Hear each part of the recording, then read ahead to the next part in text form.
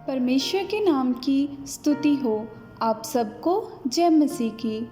आज का हमारा अध्ययन पिंतेकुस्त की वाणी में से हमारा लक्ष्य यहोवा की ये वाणी है, ऐसे दिन आने वाले हैं कि मैं अम्मोनियों के रब्बा नाम नगर के विरुद्ध युद्ध की ललकार सुनवाऊंगा और वे उजड़कर खंडर हो जाएगा और उसकी बस्तियां फूंक दी जाएंगी। तब जिन लोगों ने इज़राइलियों के देश को अपना लिया है, उनके देश को इज़राइली अपना लेंगे। यहोवा का यही वचन है। इसे हम यिर्मयाह 40:2 में पढ़ सकते हैं। हम इस वर्ष के तीसरे महीने में प्रवेश कर गए हैं। प्रभु ने शुरू में ही हमें बता दिया है कि ये वर्ष हमारे लिए छुटकारे का वर्ष होगा। उपरोक्त वचन में हम देखते हैं कि परमेश्वर इज़राइलियों से विशेष रूप से गाद के गोत्र से वायदा करता है। लूत की संतान अर्थात अम्मोनियों ने उनके देश का जो भाग अपना लिया है, उसे वे दोबारा प्राप्त कर लेंगे। पिछला वर्ष हमारे लिए उलझनों का वर्ष था। हमने आत्मिक तथा शारीरिक रूप से कई प्रकार की हानि उठाई थी। रोग, मृत्यु, आर्थिक समस्याएं, चिंता आदि का सामना घर में तथा दफ्तर में किया था तथा प्रतिदिन भीतर तथा बाहर लड़ाई रहती थी।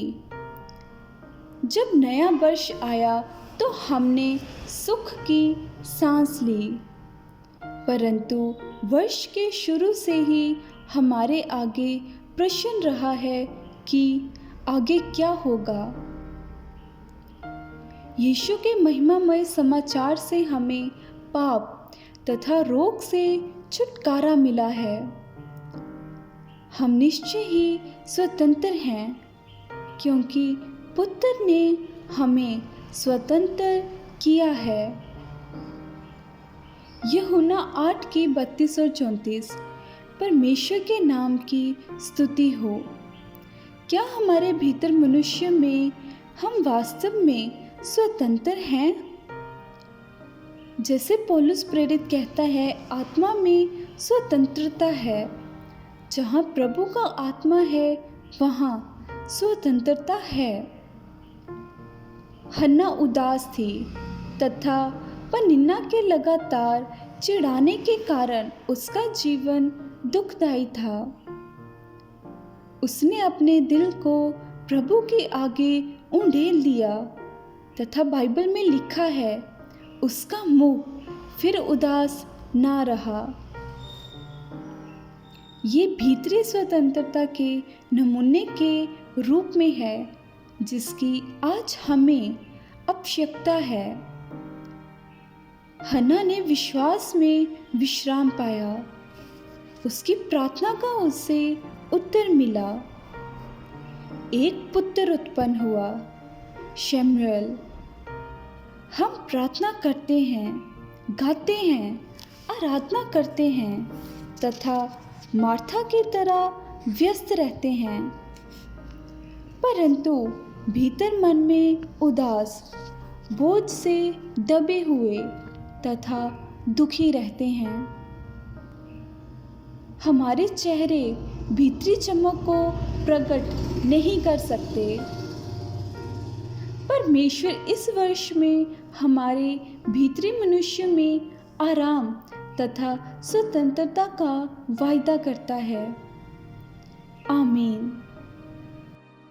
हम इस वर्ष को पूर्ण रूप से हमारे व्यक्तिगत भीतरी जीवन में एक परिवर्तन का वर्ष बना लें। ये परिवर्तन हमारे करने में नहीं, परंतु बनने में होना चाहिए। समय आ गया है कि हम अपने कामों में व्यस्त रहने से दूर रहें। वायदा किया हुआ भीतरी परिवर्तन कई आत्मिक शर्तों पर निर्भर करता है। परमेश्वर ने इज़राइलियों को विशेष रूप से गाद के गोत्र को अपने खोए हुए देश को दोबारा अपना लेने का वायदा किया है। गाद का अर्थ है सेना। इसका अर्थ है एकता की शक्ति या बल। हम एक देह के रूप में खड़े रहने के लिए बुलाए गए हैं। सुलेमान कहता है, स्थान छोड़कर घूमने वाला मनुष्य उस चिड़िया के समान है जो घोंसला छोड़कर उड़ती फिरती है। यदि हम प्रभु और उसके बच्चों से दूर खड़े रहें तो भीतरी स्वतंत्रता को बनाए रखना असंभव बात है। आशीषों के एक सुंदर आत्मिक नमूने को हम उत्पत्ति 49 की 19, व्यवस्थावरण 33 की 20 में देख सकते हैं। गाद पर एक दल चढ़ाई तो करेगा, पर वे उसी दल के पिछले भाग पर छापा मारेगा। हम लड़ाई तथा समस्याओं के देश में हैं। यीशु ने वायदा किया, संसार में तुम्हें क्लेश होता है, परंतु ढांढस बांधो, मैंने संसार को जीत लिया है।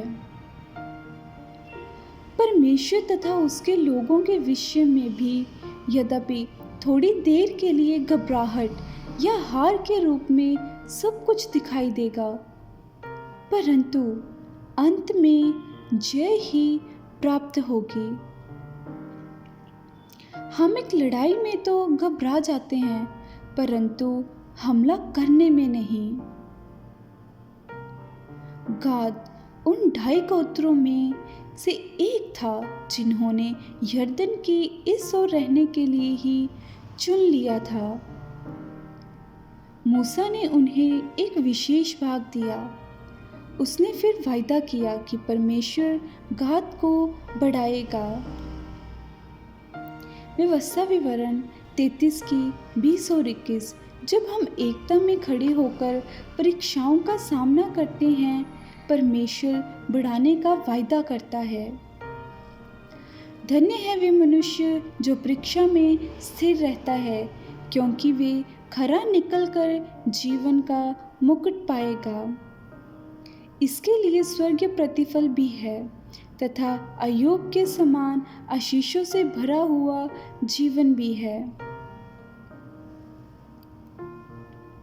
गाद शेर के समान रहता है।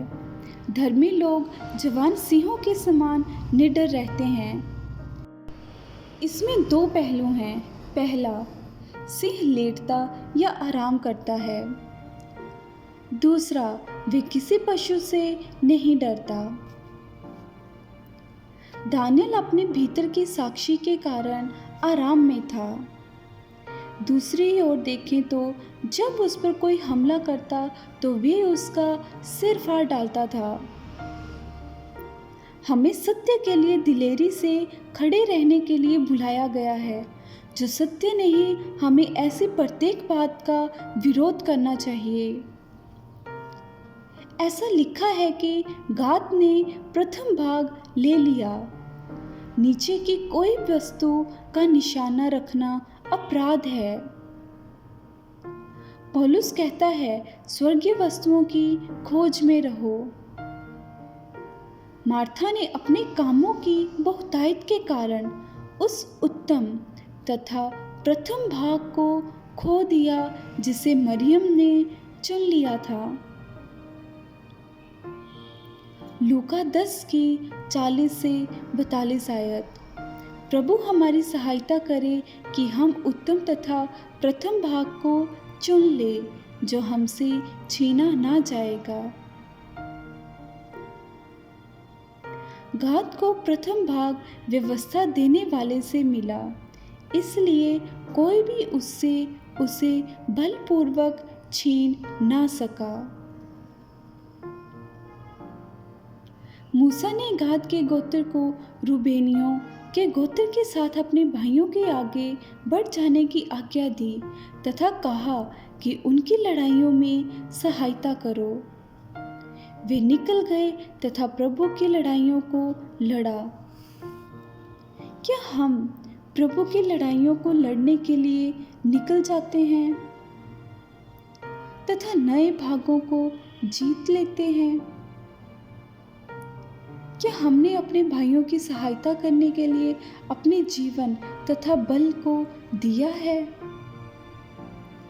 क्या हमने प्रभु की इच्छा तथा न्याय को पूरा किया है? जब जेम्स कैलवर्ट ने मिशनरी के रूप में फिजी द्वीप की ओर जल यात्रा की तो जहाज का कप्तान उसके निशाने से भरमाने के लिए उसके पास आया।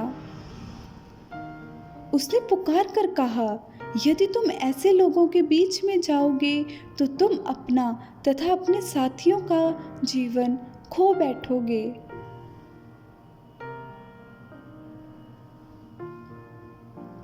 कैलवर्ट ने उत्तर दिया, हम यहाँ आने से पहले ही मर चुके हैं।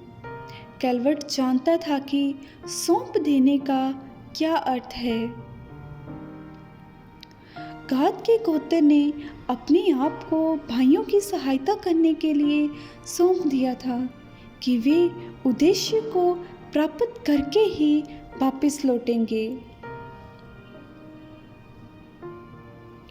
प्रभु हमारी सहायता करे कि हम सदा लज्जा को तुच्छ जानते हुए असंभवता पर हंसते हुए पौलुस के समान फांसी की आज्ञा का सामना करते हुए बहुतों को प्रभु के कदमों में ले आएं। हम तब तक आराम ना लें जब तक दूसरों को प्रभु में आराम पाए हुए ना देख लें।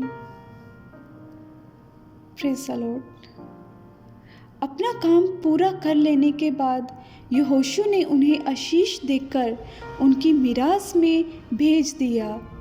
जब हम अपने काम को पूरा करके अपने यहोशू अर्थात हमारे कप्तान यीशु से मिलेंगे तो वे कहेगा, धन्य हे अच्छे और विश्वास योग्य दास, अपने स्वामी के आनंद में सहभागी हो।